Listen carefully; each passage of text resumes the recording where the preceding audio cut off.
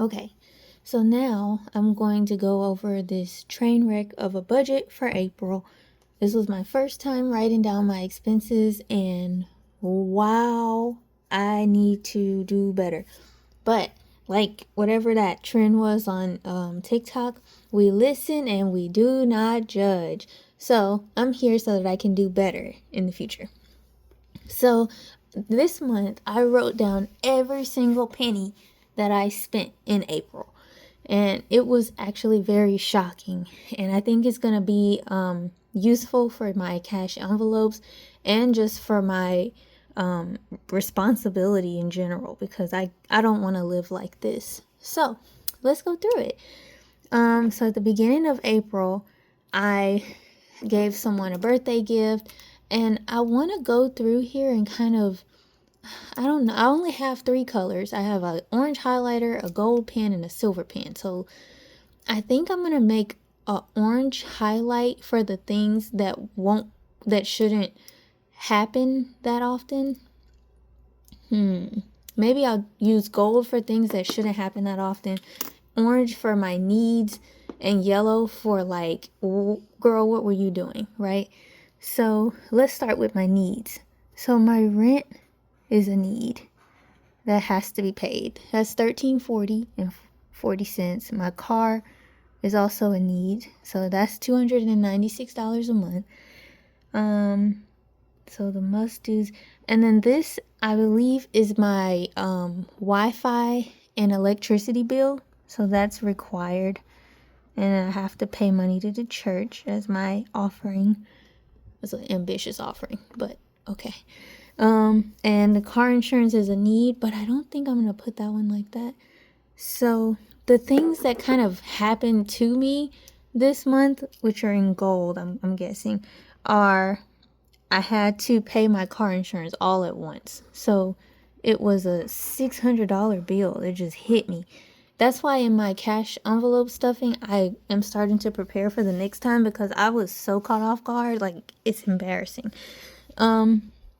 What else kind of happened? Oh, I had to apply for an apartment, and that wasn't free or cheap. So that just kind of happened. Blew my budget, like really blew my budget. What else had to happen? I also have a credit card. Again, we listen and we don't judge. I have a credit card that has 0 interest on it until January 2026.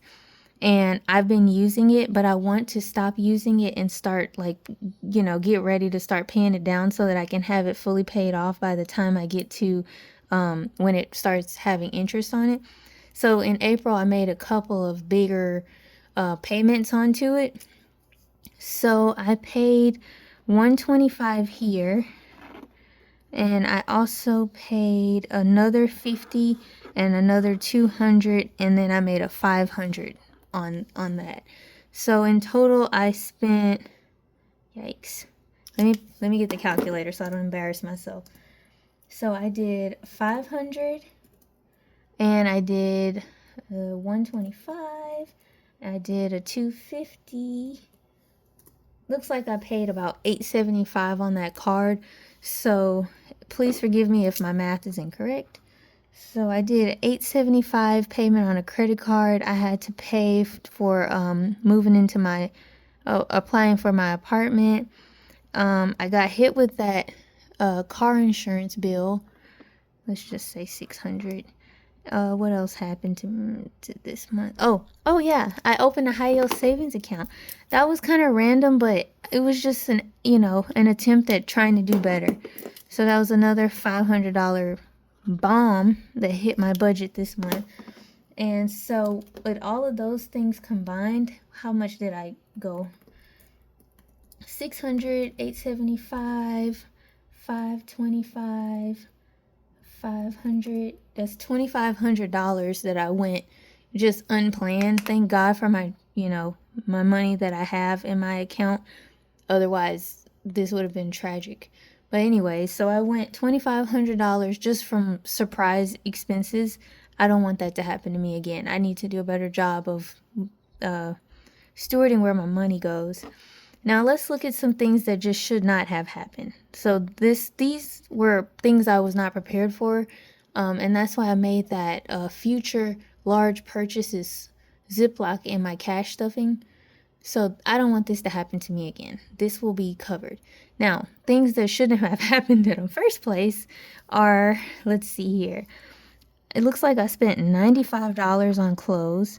Then I spent $112 on clothes, then $5 on clothes, then $70 on clothes. So like, where did all these clothes come from? Like, that's embarrassing, and I'm upset at myself about it.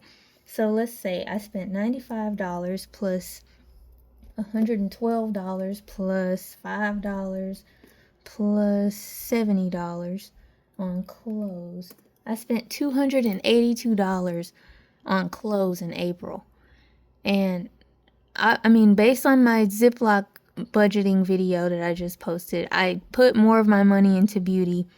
So clearly, that's something I value. I want to look pretty, but I also don't want to look poor. So maybe not spending almost $300 on dresses is a lesson that I'm learning from writing out this budget. Right now, I think it was like $20 in my shopping Ziploc. And I think that's a great reason to start doing the cash envelope system and writing down what you spend money on. Otherwise, looking at this $90, I think that was an oil change. So maybe I need to add that over to the unexpected category. I should have had money put aside for oil changes. Let's see what else looks bad here. This was a birthday gift. Surprisingly, it looks like I didn't really go too crazy in any of my other categories. And I think what I'm gonna do is, aside from my mistakes, I think I'm going to count up how much I spent on food, how much I spent on gas, how much I spent on like beauty and health. So for health, that was probably my iron supplements. I have iron deficiency anemia, so I take iron, but I take the liquid form, and a jar of it is like $30. So I just try to prepare for that. I might need to put that into a Ziploc. But anyways, and just count up how much all of this stuff is, and then use those numbers to see how much I need to be putting in each paycheck. Then for the orange, the must-dos, like the needs, I think I'm going to count up how much this is and then maybe add $300 to that and leave that amount in my checking account so that I'm not going to pay my rent and my car note in cash. So those things need to just be in the bank account so that when they get drafted out, the money is there. And then I'll put like an extra 300 in there just in case some random bill hits my account. I don't ever want to overdraft. So, what did we learn today? I learned that I spent a whole lot of money on clothes.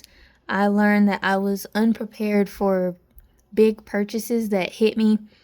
And how will I improve? I'm going to improve by only spending what's in the Ziploc bag for that category in terms of clothing. And I'm going to be more mindful about preparing for large expenses. So I already have a section for my car insurance. I guess I need to add a section for car maintenance in general. What's this? The credit card. Maybe I need to just be mindful of my credit card payment. I'm just trying to pay that card off. And then I need to maybe I should go ahead and start saving up for my next apartment application. And then the high yield savings account, I'll just need to budget, same with my credit card payment, how much money I want to put towards these things each month so that it'll never be a surprise. Okay, let's see what happens in May.